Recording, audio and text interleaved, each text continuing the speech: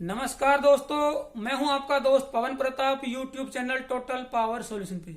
दोस्तों, आज का टॉपिक बहुत ही इंपॉर्टेंट टॉपिक है बूस्ट कन्वर्टर, जिसको हम थ्योरेटिकली भी समझेंगे, उसके ऊपर प्रैक्टिकल भी करके देखेंगे। डीएसओ की मदद से उसकी वेवफॉर्म को भी समझने की यहाँ पे कोशिश करेंगे कि इनपुट पे कितनी वोल्टेज है, आउटपुट पे कितनी वोल्टेज है। बूस्ट कन्वर्टर काम करता है तो एकदम से वोल्टेज को बूस्ट करता है या ग्रेजुअली धीरे धीरे बूस्ट करता है, उसको डीएसओ पे भी समझने की कोशिश करेंगे। और दोस्तों, मैं कोशिश करूंगा कि बिल्कुल देसी तरीके से सिंपल लैंग्वेज में अपनी जो डे बाय डे की लाइफ होती है वहां से एग्जाम्पल उठा के भी आपको समझाने की कोशिश करूं। तो मुझे लगता है कि अगर आज की वीडियो अगर आप पूरी देख लेते हैं तो बूस्ट कन्वर्टर के रिलेटेड कोई भी क्वेश्चन आपके माइंड में रहेगा नहीं। तो इस वीडियो को पूरा जरूर देखें लास्ट तक, एंड तक, ताकि आप लोगों को बूस्ट कन्वर्टर बिल्कुल क्लियरली यहाँ पे समझ में आ जाए। दोस्तों, इसका प्रैक्टिकल पार्ट यहाँ पे हम कर लेते हैं, उसके बाद थ्योरेटिकली इसको समझेंगे सर्किट के साथ, और जरूरत पड़ी तो फिर से प्रैक्टिकल पे आके उसको हम क्रॉस वेरीफाई भी करेंगे। कंपोनेंट क्या क्या लगे हैं वो मैं बता देता हूं। सबसे पहले ये जो लगी है आपका ये इंडक्टर है, यानी कि एक कॉइल है। मैंने जो ये यूज किया है यहाँ पे ये एक ड्राइवर ट्रांसफार्मर है। इसकी एक वाइंडिंग को मैं यूज करूंगा तो वो इंडक्टर और कॉइल का यहाँ पे काम करेगी। उसके बाद यहाँ पे दोस्तों दूसरा पॉइंट जो कंपोनेंट है वो है आपका स्विच, पुश टू ऑन। ये स्विच है, जैसे ही प्रेस करूंगा तो ये आपका कनेक्ट हो जाएगा, यानी कि ऑन हो जाएगा। पुश टू ऑन स्विच बोलते हैं इसको। उसके बाद जो तीसरा कंपोनेंट है वो एक सिंपल डायोड है, जिसका नंबर है 1N4007, यानी कि 4007 जो है वो डायोड है। उसके बाद ये इलेक्ट्रोलाइट कैपेसिटर है 1000 माइक्रोफैराड और 63 वोल्ट का। ये इसके अंदर सिंपली 4 कंपोनेंट लगे हैं। 4 कंपोनेंट से ही ये आपका यहाँ पे बूस्टर सर्किट काम करेगा, वोल्टेज को बूस्ट करेगा। 6 वोल्ट हो या 1.5 वोल्ट हो, जितनी भी वोल्टेज है ये उसको बढ़ा देगा, उसको आउटपुट में यहाँ पे बूस्ट करेगा। मेरे पास यहाँ पे 12 वोल्ट है तो उसको हम यहाँ पे बूस्ट करके देखेंगे। उसके लिए मैं यहाँ पे यूज करूंगा ये आपका मल्टीमीटर, जिससे हम डीसी वोल्टेज इसकी बूस्ट होते हुए कैसे ग्रेजुअली धीरे धीरे वो बढ़ती है वो इस मल्टीमीटर पे देखेंगे डीसी पे करके। उसके बाद ये इसकी वेवफॉर्म भी देखेंगे कि वो बूस्ट होता है तो धीरे धीरे कैसे ग्रेजुअली उसकी जो वोल्टेज यहाँ पे आपकी बढ़ती है। डीएसओ का भी यूज करेंगे। उसके बाद मैं क्या करूंगा दोस्तों, ये भी हम चेक करेंगे कि इस कॉइल की जगह ज्यादा नंबर ऑफ टर्न्स की अगर कॉइल लगाऊं तो क्या वो वोल्टेज ज्यादा बूस्ट होती है या जल्दी बूस्ट होती है, उसको भी देखेंगे। उसको देखने के लिए मेरे पास ये जो रिले होती है, इस रिले की कॉइल को यूज करूंगा, क्योंकि इसके अंदर नंबर ऑफ टर्न्स बहुत ज्यादा होती है। तो इसकी जो कॉइल है, सिंपली इसकी कॉइल को हम यहाँ पे यूज करेंगे। बाकी इस रिले का कोई भी पोर्शन हम यूज नहीं करेंगे। इसकी जो कॉइल है उसको हम यूज करके यहाँ पे बूस्टर सर्किट यहाँ पे बना के देखेंगे। सबसे पहले मैं इसके ऊपर प्रैक्टिकल करूँ, उसके लिए मैं मल्टीमीटर को, ये देखिए यहाँ पे ये इसकी आउटपुट है, नेगेटिव और पॉजिटिव यहाँ पे आउटपुट है, और यहाँ पे नेगेटिव और पॉजिटिव इसकी इनपुट है। लेकिन यहाँ पे रेड वायर आपको 2 दिखाई दे रही है, वो इसलिए है कि एक अगर मैं रिले को कनेक्ट करना चाहूँ, एक तो इस कॉइल के बाद से है और एक कॉइल के पहले से है। यानी कि अगर मैं रिले वाली कॉइल यूज करना चाहूं तो मुझे इस कॉइल को हटाना पड़ेगा, इसलिए इससे पहले मैंने एक वायर रेड जो है कनेक्ट कर दी है। अगर इस कॉइल को यूज करूंगा तो मैं ऐसे इन दोनों को यूज करूंगा, और अगर इसकी जगह रिले को यूज करूंगा तो इस कॉइल को हटाना पड़ेगा। इसका मतलब इससे पहले एक रेड वायर मैंने और कनेक्ट कर दिया, उसको मैं यूज करूंगा और नेगेटिव यही रख लूंगा। इसलिए मैंने 3 वायर लगाई है, बाकी 2 ही वायर यहाँ पे लगेंगी। 2 वायर नेगेटिव पॉजिटिव की डीसी की यहाँ पे इनपुट रहेंगी, और 2 वायर आपकी डीसी की पॉजिटिव नेगेटिव यहाँ पे आउटपुट रहेंगी। मल्टीमीटर को भी कनेक्ट कर लेता हूँ और इस डीएसओ को भी यहाँ पे कनेक्ट कर लेता हूँ। उसके बाद इसके ऊपर प्रैक्टिकल करके देखते हैं। दोस्तों, अब हमने यहाँ पे सेटअप जो है अरेंज कर लिया है। आउटपुट पे मैंने एक मल्टीमीटर लगा दिया है, उसको मैं कर लेता हूँ डीसी वोल्ट पे, और आउटपुट पे ही मैंने जो अपना डीएसओ है उसकी स्कोप भी, उसकी जो प्रोब होती है वो लगा दी है यहाँ पे चैनल 1 पे। उस प्रोब को मैंने चैनल 1 पे कनेक्ट कर दिया है। आउटपुट पे मल्टीमीटर को डीसी वोल्ट पे कर दिया है। अब मेरी इच्छा है कि मैं इनपुट वोल्टेज भी चेक करूं, तो उसके लिए मैं क्या करूंगा, एक मल्टीमीटर और ले लेता हूं और उसको मैं डीसी वोल्ट पे करता हूं, और उसके ऊपर भी एक मल्टीमीटर की यहाँ पे प्रोब यहाँ पे हम लगा लेते हैं, ताकि जो है आपका इनपुट वोल्टेज भी हम यहाँ पे रीड करते रहें, ताकि इनपुट के रिस्पेक्ट में ही हमारी आउटपुट जो है वो बूस्ट होती है। ये जो तीसरी वायर है ये हम यूज नहीं करेंगे। ये जो वाली रेड वायर है ये आपकी कॉइल्स के बाद से है। अगर इस कॉइल को बाईपास करके अगर दूसरी कॉइल लगानी है तो उसके लिए ये ऑप्शनल है, उसको मैं साइड में कर देता हूं। अब मेरे पास ये 12 वोल्ट है, इस 12 वोल्ट को हम यहाँ पे कनेक्ट करते हैं। ये 12 वोल्ट का नेगेटिव और ये 12 वोल्ट का पॉजिटिव। मेरे पास एसएमपीएस है 12 वोल्ट का। अब देखिए यहाँ पे 12.43 ये इनपुट वोल्टेज है, 12.43। और ये देखिए ये जो है आपका 11.95 ये इसकी आउटपुट वोल्टेज है इस बूस्ट कन्वर्टर की। 12.43 इनपुट है, ये मल्टीमीटर मैंने लगा दिया है। ये आउटपुट 11.96 यानी कि लगभग 12 वोल्ट आपकी आउटपुट है। और यहाँ पे देखिए ये डीएसओ पे भी 12 वोल्ट यहाँ पे शो कर रहा है। अभी मैंने इसकी जो है सेकंड पर डिवीजन कम की है, तो ये धीरे धीरे आपका यहाँ पे 12 वोल्ट आ जाएगी। तब तक हम यहाँ पे इसको चेक करते हैं। अब ये जो स्विच है इसको मैं ऑन करता हूँ और धीरे धीरे यहाँ पे जो वोल्टेज है वो बूस्ट होना स्टार्ट हो जाएगी। 12, 12.2, 12.56, ये देखिए 13 वोल्ट, 13.4 वोल्ट, जबकि हमारी जो इनपुट है वो अभी भी 12 वोल्ट पे है। मल्टीमीटर को आप देख सकते हैं 14 वोल्ट, 14.3 वोल्ट, 14.4 वोल्ट, यानी कि अब ये जो है 14.4 तक आपका जो है ये कैपेसिटर चार्ज हुआ है। इससे ज्यादा मैं इसको कर रहा हूं तो ये चार्ज यहाँ पे नहीं कर पा रहा है इस कैपेसिटर को, यानी कि 12 वोल्ट से 14 वोल्ट ही हमारी अब यहाँ पे वोल्टेज बूस्ट हुई है। अगर इसको भी ध्यान से देखेंगे तो ये देखिए यहाँ पे अगर आपको ये राइज आपको दिखाई देगा यहाँ पे, यहाँ से ये यहाँ से आपका देखिए ये राइज हुआ है वोल्टेज का। ये 12 वोल्ट थी और 12 वोल्ट के बाद ये आपका यहाँ पे राइज हुआ है, ये राइज है, ये बूस्ट है। 12 से 14 हमने की है क्योंकि कॉइल के नंबर ऑफ टर्न्स कम है, इसलिए जो है यहाँ पे ज्यादा बूस्ट ये नहीं हो पा रही है। अब मैं क्या करूंगा, इसके अंदर देखिए ये जो रिले है ना, इस रिले के अंदर नंबर ऑफ टर्न्स काफी है, तो ये ज्यादा बूस्ट करेगा। हम क्या करेंगे, अब इस कॉइल की जगह में इस रिले के इस कॉइल को यूज करके फिर बूस्ट करके देखूंगा। उससे पहले एक बार थ्योरेटिकली इस सर्किट को समझ लेते हैं ताकि प्रैक्टिकल करने में बाद में हमें अच्छा लगेगा। दोस्तों जो बूस्ट कन्वर्टर हमने बनाया 4 कंपोनेंट की मदद से, जिसपे छोटा सा एक्सपेरिमेंट हमने किया, उसी बूस्ट कन्वर्टर पे हम ज्यादा इंडक्टेंस यानी कि ज्यादा बड़ी कॉइल लगा के चेक करेंगे कि हम कितनी वोल्टेज को बूस्ट कर सकते हैं। लेकिन उससे पहले हम इसको थ्योरेटिकली इस सर्किट को यहाँ पे समझ लेते हैं व्हाइट बोर्ड पे, और साथ में बिल्कुल सिंपल लैंग्वेज में भी मैं आपको समझाने की कोशिश करूंगा, जिससे हमारे दिन प्रतिदिन की जो एक्टिविटी होती है उससे भी हम समझने की इसको कोशिश करेंगे। तो सबसे पहले हमें डीसी सोर्स चाहिए, वो 1.5 वोल्ट का सेल भी हो सकता है, 6 वोल्ट की बैटरी, 12 वोल्ट का एसएमपीएस या 12 वोल्ट की बैटरी भी हो सकती है। तो सबसे पहले हम सोर्स करते हैं, डीसी सोर्स यहाँ पे कनेक्ट करते हैं। ये हमारे पास दोस्तों सबसे पहले है डीसी सोर्स। उसके बाद मैंने लगाई यहाँ पे इंडक्टेंस यानी कि एक कॉइल, ये एक यहाँ पे लगा दी हमने इंडक्टेंस। इसके तुरंत बाद हमने दोस्तों एक लगाया डायोड, ये 4007 डायोड है। उसके बाद हमने एक एनर्जी को स्टोर करने के लिए यहाँ पे लगा दिया दोस्तों कैपेसिटर, ये है इलेक्ट्रोलाइटिक कैपेसिटर।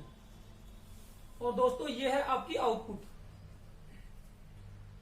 लेकिन जहां पे हमारी इंडक्टेंस और आपका डायोड का जंक्शन होता है, जहां पे दोनों यहां कनेक्ट होते हैं, वहां से हम एक दोस्तों लगाएंगे स्विच, और स्विच के दूसरे हिस्से को हम बैटरी से कनेक्ट कर देंगे, बैटरी के नेगेटिव से, और बैटरी का नेगेटिव साथ में हम कैपेसिटर के नेगेटिव से, कैपेसिटर का नेगेटिव, स्विच का दूसरा एंड और बैटरी का नेगेटिव, ये हमने नीचे से तीनों को जोड़ दिया।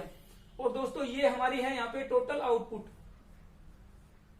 यहां से और यहां से हम लेंगे आउटपुट, जो बूस्ट आउटपुट मिलेगी, बूस्ट वोल्टेज मिलेगी, वो कैपेसिटर के अक्रॉस हम वहां पे लेंगे। और दोस्तों ये इनपुट जो है, ये आपकी जो भी डीसी सोर्स है वो है आपका इनपुट, ये पॉजिटिव है, ये नेगेटिव है। दोस्तों जब तक ये आपका जो स्विच है ये ऑफ है, तब तक आपकी जो भी इनपुट वोल्टेज है, मान लीजिए यहाँ पे 12 वोल्ट है, वो आपकी एज इट इज आपके आउटपुट में मिलेगी लगभग 11.8 या 12 वोल्ट के पास। थोड़ा सा ड्रॉप होगा क्योंकि इंडक्टेंस का और डायोड का जो इंटरनल रेजिस्टेंस है वहां पे कुछ लॉस हो जाएगा, लेकिन लगभग 12 वोल्ट आपको मिलेगी जिस कंडीशन में आपका स्विच ऑफ है। और करंट की डायरेक्शन रहेगी इंडक्टेंस एल से होते हुए डायोड डी से होते हुए इस कैपेसिटर को चार्ज करेगी जितनी वोल्टेज यहां पे है। लेकिन दोस्तों इस कंडीशन में क्या है कि डायोड फॉरवर्ड बायस है, क्योंकि ये पॉजिटिव से कनेक्टेड है, इसका एनोड। लेकिन जैसे ही मैं स्विच को ऑन करता हूं, जो आपका एस स्विच है इसको मैं ऑन करता हूं, तो दोस्तों ये आपका स्विच ऑन करते ही ये जो पॉइंट है जहां पे पॉजिटिव 12 वोल्ट पहले मिली हुई थी, अब वो जो पॉइंट है वो आपका डायरेक्ट कनेक्ट हो गया है बैटरी के नेगेटिव से, यानी कि यहां पे अब है वोल्टेज 0। जब डायोड के एनोड पे वोल्टेज 0 है और डायोड के कैथोड पे पॉजिटिव 12 वोल्ट है, क्योंकि ये कैपेसिटर 12 वोल्ट तक चार्ज हो चुका था, तो यहाँ पे 12 वोल्ट है और यहाँ पे इसके 0 है, तो ये डायोड हो गया है रिवर्स बायस्ड। और रिवर्स बायस में डायोड काम नहीं करता है, यानी कि अब ये जो कैपेसिटर है वो इस डायोड के थ्रू डिस्चार्ज नहीं हो सकता। अब इसमें जितनी वोल्टेज है वो उतनी वोल्टेज यहाँ पे रहेगी, 12 वोल्ट है या 11.8 है, जितनी भी वोल्टेज है वो यहाँ पे सस्टेन रहेगी, क्योंकि डायोड अब ये जैसे ही स्विच को ऑन किया तो ये रिवर्स बायस यहाँ पे हो गया है। और साथ में अब जो करंट की डायरेक्शन है वो इंडक्टर से होते हुए डायरेक्ट बैटरी के नेगेटिव को जाएगी, ये डायरेक्शन रहेगी करंट की। लेकिन अब इस दौरान जो है आपका इंडक्टर जो है, इंडक्टर के अंदर से करंट फ्लो होगा, तो इस इंडक्टर के अंदर एनर्जी भी स्टोर होती है। जैसे कैपेसिटर में एनर्जी स्टोर होती है, वैसे ही इंडक्टर के अंदर भी एनर्जी स्टोर होती है। तो जैसे ही मैं इसको ऑन करूंगा तो इंडक्टर का ये थ्रू ये आपका करंट रहेगा और इसके अंदर एनर्जी स्टोर हो जाएगी। लेकिन जैसे ही मैं फिर से इस स्विच को ऑफ करूंगा तो ये करंट यहां से फ्लो होना बंद हो जाएगा। अब करंट जाएगा इस तरफ, लेकिन यहां पे हमें वोल्टेज कितनी मिलेगी? वोल्टेज मिलेगी जितनी इनपुट वोल्टेज है वो प्लस इसके अंदर जितनी एनर्जी स्टोर हुई है वो, दोनों को मिला के हमारे को यहाँ पे वोल्टेज मिलेगी, जो कि बूस्ट वोल्टेज है। Input voltage plus voltage across this, ये दोनों मिलके हमें यहाँ मिलेगी। और इस कंडीशन में यहाँ पे वोल्टेज ज्यादा है इसके कंपैरिजन में, तो ये फॉरवर्ड बायस हो जाएगा और वो वोल्टेज जो है आपको यहाँ कैपेसिटर को मिलेगी और कैपेसिटर हो जाएगा चार्ज। अब धीरे धीरे यहाँ पे कैपेसिटर जो है मान लेते हैं 12 वोल्ट ये है और कुछ यहाँ पे एनर्जी स्टोर हुई, तो उसके बाद ये 12.2, फिर स्विच को ऑन करके ऑफ करूंगा तो ये 12.4 या 6, ऐसे जो है धीरे धीरे ये कैपेसिटर जो है चार्ज होना स्टार्ट हो जाएगा। यहाँ पे वोल्टेज आपकी बूस्ट होना स्टार्ट हो जाएगी। और जैसे ही मैं इसको ऑन करूंगा ये फिर से आपका जो है एनर्जी इसके अंदर स्टोर होगी। ऑफ करते ही ये एनर्जी प्लस दिस एनर्जी ये आपका कैपेसिटर को चार्ज करेगी। धीरे धीरे यहाँ पे बूस्ट वोल्टेज आपको मिलना स्टार्ट हो जाएगी, जैसे कि हमने एक्सपेरिमेंट में किया। इसको बिल्कुल देसी तरीके से समझने की कोशिश करते हैं, बड़ी आसानी से आप लोगों को समझ में आएगा। दोस्तों मेरे पास ये जो है, मैं ऊपर से समझाता हूं, यहाँ पे इसको रब कर लेते हैं एक बार, बड़ी आसानी से आप लोगों को समझ में आएगा। ये मेरे पास कोई नाली है जिसके अंदर 1 फुट की हाइट पे पानी बह रहा है, 1 फुट की हाइट पे पानी बह रहा है, कोई नाली है, ये है नाली। और इसके अंदर दोस्तों 1 फीट की हाइट पे यहां पे पानी बह रहा है। अगर इस बहते पानी के अंदर में कोई लकड़ी का या मेटल का कोई भी ऑब्स्टेकल, यानी कि इतना बड़ा लकड़ी का गत्ता या फट्टा कोई भी लेता हूं और बहते पानी के बीच में एकदम से उसको लगा देता हूं, तब क्या होता है दोस्तों, जैसे मैंने लकड़ी का ये फट्टा यहाँ पे लगाया बहते पानी के बीच में, तो ये बहता हुआ पानी है इस लकड़ी के फट्टे से टकराएगा और टकरा के यहाँ पे पानी थोड़ा सा उठेगा, यहाँ पे पानी राइज हो जाएगा, ऊपर उठेगा। ये मान लेता हूं मैं 1 फीट है, जो मेरी 1 वोल्ट के इक्विवेलेंट है। अगर मैं इलेक्ट्रॉनिक्स की भाषा में बात करूं तो 1 वोल्ट के इक्विवेलेंट है ये मेरा 1 फीट का पानी। जैसे लकड़ी का फट्टा लगाया तो ये पानी टकराएगा और टकरा के ऊपर उठेगा। मान लेता हूं 1 फीट और हाइट ये जो है यहाँ पे उठ गया, तो टोटल जो राइज है वो आपका यहाँ पे टोटल जो हाइट है वो आपकी 1 फीट और 1 फीट कितनी होगी, 2 फीट, यहां से यहां तक। यानी कि अब ये जो है यहाँ पे 2 फीट यानी कि 2 वोल्ट यहाँ पे हमारे को बूस्ट मिल गया है। जैसे ही मैं इसको हटाऊंगा तो ये फिर नॉर्मल 1 फीट पे आएगा। जैसे ही लकड़ी का फट्टा लगाऊंगा तो ये फिर जो है यहाँ पे टकराएगा और 1 फीट हाइट यानी कि 2 फीट हाइट यहाँ पे मिल जाएगी। सिंपल तरीके से वैसा ही हमारा जो है सर्किट में होता है। ये फट्टा जो मैंने लगाया बीच में, जैसे ही फट्टा लगाऊंगा इसका मतलब ये जो करंट था, ये जो फ्लो था ये रुक जाएगा, यानी कि ऑफ हो गया। फट्टा लगाया यानी कि ऑफ हो गया, ऑफ होते ही बूस्ट मिलेगा। ये भाव जो है रुकते ही बूस्ट मिलेगा, ऑफ कंडीशन में बूस्ट मिलता है। जैसे ही मैं इस फ्लो को, इस भाव को रोक दूंगा फट्टे से, तो ये मुझे यहाँ पे टकरा के बूस्ट मिलेगा। इस फट्टे को हटाया मतलब इस भाव को मैंने ऑन कर दिया। जैसे ही करंट इसके अंदर से फ्लो होना स्टार्ट होगा, पानी इसके अंदर से फ्लो होगा, ये ऑन कंडीशन में हो गया तो ये अपने नॉर्मल लेवल पे आ जाएगा। जैसे ही मैं इसको ऑफ करूंगा यानी कि रोकूंगा तो ये फट्टे से टकराएगा और यहाँ पे मुझे एक बूस्ट मिलेगा। इस बूस्ट को मैं बार बार यूज कर सकता हूँ, फट्टे को हटाऊंगा, लगाऊंगा, यानी कि ये स्विचिंग अगर मैं करवाता रहूंगा तो मुझे यहाँ पे 2 फीट की हाइट का पानी यहाँ पे मिलता रहेगा दोस्तों। तो बिल्कुल सिंपल तरीके से मैंने आपको समझा दिया है कि ये जो आपका बूस्ट कन्वर्टर है वो कैसे वोल्टेज को बूस्ट करता है। बिल्कुल इस पानी की तरह ही वो वोल्टेज को बूस्ट करता है। और इसके ऊपर फिर से प्रैक्टिकल मैं करके दिखाता हूं, जिसके अंदर मैं इंडक्टेंस की वैल्यू बढ़ा के, यानी कि वो बड़ी कॉइल लगा के चेक करते हैं कि बड़ी कॉइल अगर मैं लगाता हूं तो उस केस में हमारी वोल्टेज बूस्ट कितनी होती है। दोस्तों अब ये जो हमारा इंडक्टर था जो कि एसएमपीएस का यूज किया मैंने या ड्राइवर ट्रांसफार्मर का यूज किया, उसकी जगह पे ये जो रिले होती है जिसके अंदर नंबर ऑफ टर्न्स ज्यादा होती है, यानी कि कॉइल ज्यादा है, यानी कि इसकी इंडक्टेंस ज्यादा है, इसको यूज करके देखते हैं। उसके लिए मैं क्या करूंगा, इसके जो पॉजिटिव है इसको यहां से निकाल देता हूं, नेगेटिव आपका वैसे रहेगा, और इस पॉजिटिव को मैं लगाता हूं इस कॉइल की एक एंड पे। ये मैंने ये लगा दिया, ये लगा दिया यहां पे। अब इसके दूसरे एंड पे मैं डीसी इनपुट डालता हूं। ये देखिए ये डीसी इनपुट मैंने लगा दी है। अब यहां पे देखिए 12 वोल्ट आपको यहां पे मिल गई है। इनपुट वोल्टेज भी हम यहां पे चेक कर सकते हैं। इनपुट वोल्टेज में यहां पे लगा देता हूं। ये देखिए अरेंजमेंट हो गया पूरा आपका। 12.4 इनपुट है और 12 वोल्ट आपके जो है आउटपुट है। अब इसको स्विचिंग करके देखते हैं कि पहले जितना राइज होता था उससे ज्यादा राइज यहाँ पे होता है क्या। ये देखिए यहाँ पे आप देखेंगे और इसको भी यहाँ पे समझने की कोशिश करेंगे।